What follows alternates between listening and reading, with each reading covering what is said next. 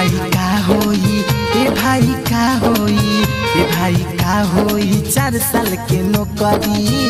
भले घर ही तू ढोली है टोकरी। ए भाई का होई 4 साल के नौकरी। भले घर ही तू ढोली है टोकरी।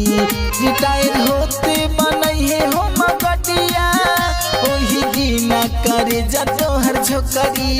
ए भाई का होई, ए भाई का होई, ए भाई का होई 4 साल के नौकरी। भले घर ही तू ढोली है टोकरी। ए भाई का होई 4 साल के नौकरी। भले घर ही तू ढोली है टोकरी। भले घर ही तू ढोली है टोकरी। भले घर ही तू ढोली है टोकरी।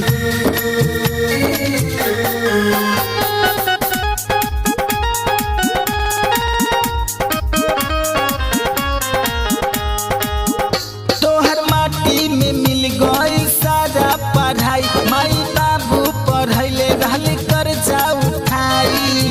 सोच के आज सबके छूटा रोआई भाई, सोच के आज सबके छूटा रोआई। तोहर माटी में मिल गई सारा पढ़ाई। माई बाबू पढ़ैले रहले कर्जा उठाई। सोच के आज सबके छूटा रोआई भाई, सोच के आज सबके छूटा रोआई।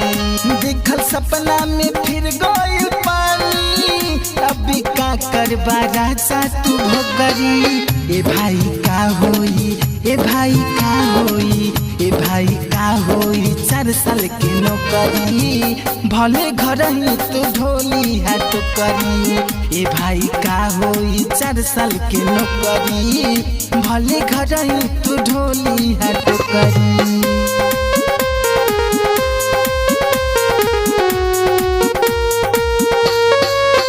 भले घर ही तू ढोली है टोकरी।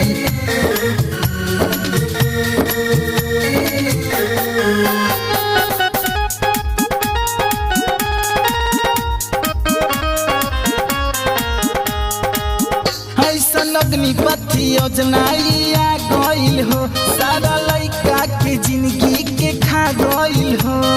कितना बस रेलवे फुका गइल हो भाई, कितना बस रेलवे फुका गइल हो। ऐसन अग्निपथ योजना आ गइल हो, सारा लइकन के जिंदगी के खा गइल हो।